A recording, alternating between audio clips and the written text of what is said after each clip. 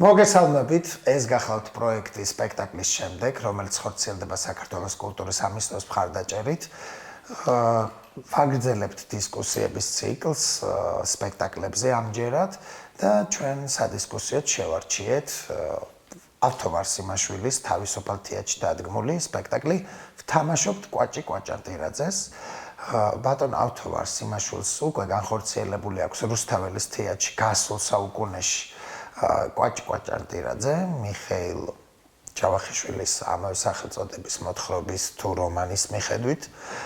ამ სპექტაკლს მაშინ ფართოდ გამოეხმაურა სათეატრო კრიტიკა და ამდენი ათეული წლის შემდეგ რეჟისორი კვლავ მიუბრუნდა ამ ნაწარმოებს და როგორც თვითონ დაწერა და რეალურად მართლაც ასეა, მხოლოდ ერთი სცენა დატოვებული იმ სპექტაკლიდან, დანარჩენი კონცეფცია გადაწყვეტა აბსოლუტურად არის სხვა. ჩემზე კარგად ეს სპექტაკლი ახსოვთ ჩემს კოლეგებს, რომლებსაც ახლა წარმოგიდგენთ, ქალბატონი ლელა უჩიაური და ქალბატონი მაკა ვასაძე, დიდი მადლობა, რომ მონაწილეობას იღებთ და ეს ხიდი რო გავავლოთ იმ წინა სპექტაკლთან და დღევანდელ სპექტაკლთან და შემდეგ უკვე კონკრეტულად თავისუფალ თეატრის ამ საპრემიერო წარმოდგენაზეც რო ვილაპარაკოთ. ქალბატონო მაკა დავიწყოთ თქვენგან. არ მაქვს სპექტაკლი ნანაკაიტო გერამი ლაპარაკოს მაგაზე. ქალბატონო ლელა, მაშინ თქვენ გკითხავთ პირველად არის რამე კავშირები იმ წინა სპექტაკლსა და ამ სპექტაკლს შორის? საერთოდ არანაირი კავშირი არ არის კვაჭი კვაჭანტირაძის გარდა. მართლა არ არის კავშირი, ის იყო ისეთი რომანის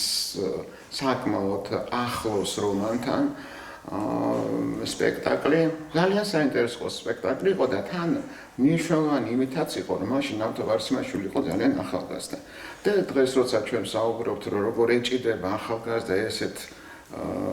მოვლენას, როგორიც არის მიხეილ ჯავახიშვილი და როგორიც არის ეს რომანი, რომელსაც ძალიან რთული რომანია ეს ხო საყოველთაოდ ცნობილი ამბავი, ისაც წაკითხული აქვს და ვისაც არ აქვს წაკითხული, მათაც კი ეს სპექტაკლი იყო ესეთი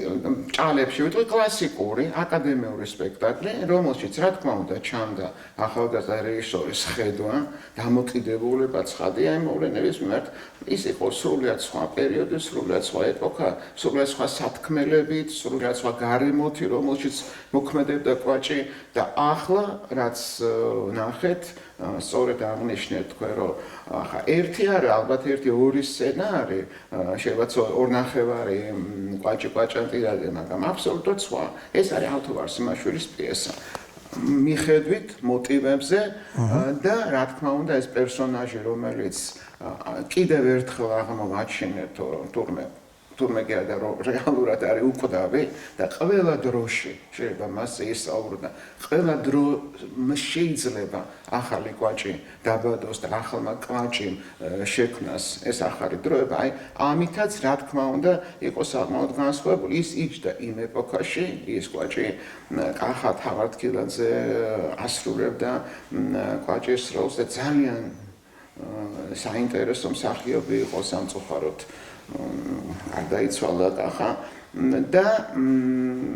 ამ სპექტაკლმა რეალურად აჩვენა ავთო ვარსიმაშვილის იმ სპექტაკლზე მაქვს საუბარი აჩვენა ის თუ საით შეიძლებოდა ერთ-ერთი ხაზი საით შეიძლება წასულიყო ავთო ვარსიმაშვილი როგორც რეჟისორი და ამ ხაზის ძალიან ბევრი ასე ვთქვათ კვალი იმ დროიდან დღემდე ჩანს ავთო შემოქმედებაში და ამ ბოლო სპექტაკლში, რომელიც მართლა მოულოდნელ და ძალიან უცნაური ფორმით წარმოგვიდგინა. კი, მეც მგონია, რომ ბოლო სპექტაკლებს შორის, რომელიც ავთო ვარსიმაშვილმა განახორციელა, ძალიან საინტერესო დადგმაა. ხატრული თვალსაზრისითაც მისი ხარისხს გულისხმობ მსახიობების შესრულება, განსაკუთრებით გოგა ბარბაკაძეს გამოვყოფდი ამ როლში,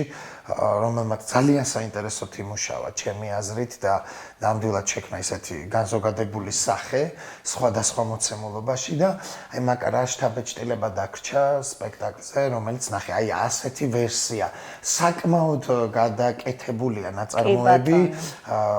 რეჟისორი არის წინა პლანზე წამოწეული, სათეატრო ფორმაც არის, რომ ეს არის სპექტაკლი და არავის არაფერს არ ატყუებენ, რომ თამაშდება რაღაცა წარმოდგენა. დღეს თან ახლადაა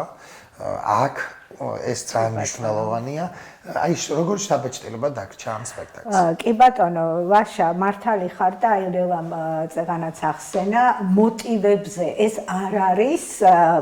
ანუ ზუსტი ინტერპრეტაცია რომანის, ეს მართლაც ავთოვარ სიმაშვილის, რეჟისორის მიერ შექმნილი პიესაა და ლელამ სწორად აღნიშნა, რომ დღეს როგორია კვაჭი, იმიტომ რომ კვაჭი ყოველ დროსა და ყოველ ეპოქაში არსებობს და დღესაც არსებობს და ვინ ქმნის, აი ჩემთვის ყველაზე მთავარი ეს იყო ამ სპექტაკლში, რომ აი ვინ შექმნა კვაჭი? კვაჭი შექმნა იმ საზოგადოებამ, რომელშიაც იგი დაიბადა, აღმოცენდა, აღზევდა და სხვათა შორის, აი მე მაგალითად რო უყურებდი ამ სპექტაკლს, კვაჭის მიმართ სიმპათიაც კი გამიჩნდა, იმდენად მის გარშემო არსებულები ბევრად უფრო უარესები, ბევრად უფრო აი დაბიოები და ისინი არიან, ხო, რომლებიც თესავენ, ეს ნიჭიერი კაცია და რაღაცნაირად იცი, აი რა მომეწონა, რომ გოგა ბარბაქაძის და ეს ალბათ ავთოვარ სიმაშვილის ამიცემული ამოცანა, ამ მსახიობი ისეთი მშვიდი, ინტელიგენტი, რაღაცნაირად ესეთ ადამიანს თამაშობს, ხო? და ყოველგვარი იმერელ ინტელიგენტს, ოღონდ ეს ყველაფერი და მე მინდა აღვნიშნო, რომ მართლაც სამსახიობო ანსამბლი არის ძალიან კარგი, სლავან ათენაძე, გოგა ბარბაქაძე, თიკო კორძაძე, გოგი მარგველაშვილის სტუდენტი, რომელმაც მე მგონი გიგა კაკუბავა, კი ბატონო ლიზა რუხაძე და სხვაებიც ეხა რო არ გამოგრჩეს ვინმე, ანუ ყველა იყო ძალიან მოწოდების სიმაღლეზე და ყოველგვარი პათეტიკის და ყოველგვარი ზეამაღლებული იმის ტონალობის სპექტაკლი აი ისე მიდის, ხო, რომ აი გითხრევს შენს, ხო, არის თან ინტერაქტიული და შენ სწორედ აღნიშნე, რომ ეს აქ და ახლა ხდება და შენც სწორედ აი ხარ იმ საზოგადოების ერთ-ერთი წევრი, ანუ მაყურებელთა დარბაზში ვინც ის და ის რაც ხდება, შენც ამის მონაწილე ხარ, შენც პასუხისმგებელი ხარ იმაზე, რაც აქ ხდება და ლაშა ძალიან სწორად აღნიშნე, მართლაც ბოლო წლების მის ნამუშევრებში ერთ-ერთი ვფიქრობ საუკეთესოა ეს თამაშობთ კვაჭის. ქალბატონო ლელა, თქვენ რას ფიქრობთ ამ გადაწყვეტაზე და მსახიობებზე, რომლებმაც ფაქტობრივად ახალი გმირების შექმნას. გმირები, ანტიგმირები, პერსონაჟები, რომლებსაც ხან ემხრობი კიდევაც და ხან საშინლად ძალიან გაღიზიანებს. რა ვიცი, მე ეგეთი განცდა დამრჩა რამდენიმე პერსონაჟის მიმართ, მაგრამ აი რაც მაკამ აღნიშნა, რომ სიმპათიაც კი გიჩნდება ესეთი უარყოფით პერსონაჟის მიმართ, იმიტომ რომ ის ლოგიკაზე არის დაფუძნებული, აი ამ პერსონაჟის ტრაექტორია დრამატურგიული ხაზი არის ძალიან ლოგიკაზე დაფუძნებული ჩემი აზრით და სწორედ ამითაც არის განპირობებული, რომ სიმპათია გიჩნდება ასეთი უარყოფით პერსონაჟის მიმართ. ხო, გიჩნდება, იმიტომ რომ თვითონ პირველ რიგში, რა თქმა უნდა, ვაკანაც თქვა, რომ ეს არის რეჟისორის პოზიცია ამ ადამიანის მიმართ და თან აი არ მინდა რაღაცები თქვა, მაგრამ კვაჭი კიდე რაღაცა ბევრი ფენა აქვს ჩადებული ავთოს ამ პერსონაჟში და აი მართლა გოგა ბარბაქაძეს თავს ვერ წყვეტ ისე მუშაობს. აი წამი არ აქვს რომ აი მაგამ რაც ვარ რომ ყველა მაგამ აი კვაჭია ხო მთავარი კვაჭია და მის გარშემო ექვემდებარება, მას ემორჩილება გარემო, როგორც არ უნდა ქმნიდეს ეს გარემო კვაჭის და აი თუნდაც ის ფაქტორი რომ რაღაც მომენტებში რაღაც არის სცენები წამიერი შევა, მაგრამ კვაჭის უნდა რომ მოიქცეს კარგად კვაჭის უნდა არ ტყუის, როდესაც ის ამბობს. აი ყველაზე მნიშვნელოვანი ჩემი აზრით ეგ არის, რომ მსახიობიც არ ტყუის და არც პერსონაჟი არ ტყუის. როდესაც ის ამბობს, რომ მას უყვარს საქართველო და მათ ყველას უნდათ საქართველო იყოს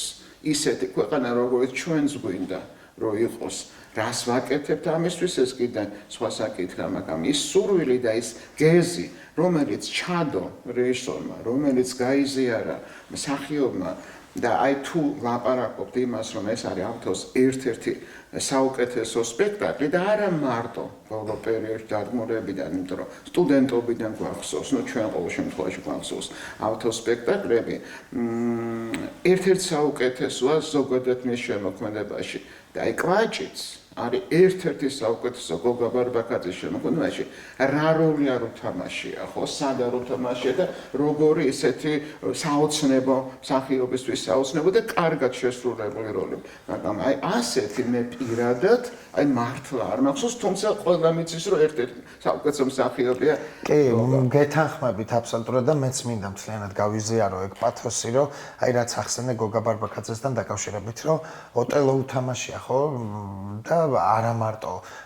ისეთი კარგ დრამატურგების წამყვანი პერსონაჟები შეუსრულებია, ხო? გარდა ამისა, რუსთაველის თეატრშიც, ხო, სულ სხვა ესთეტიკაში მუშაობს და აი მე მოვიხიბლე ზუსტად იმით, რომ ამ კამერულ ატმოსფეროში, რომელიც არის თავისუფალ თეატრში,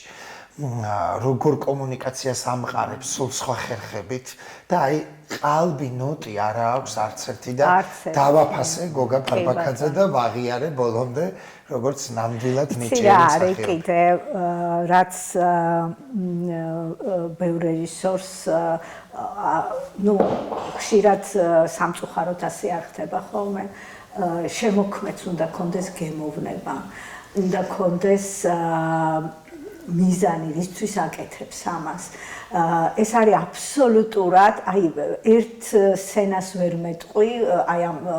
ვერ ვიტყვი ერთ სცენას რომ აი არ არის ისე მხატვრულად დამუშავებული ნაფიქრი და ისე გაკეთებული ხო და ძალიან დიდი გემოვნებით და თან რაც მთავარია, აი უყურებდი სპექტაკლს და ჩვენი დღევანდელობა და ჩვენი დღევანდელი მდგომარეობა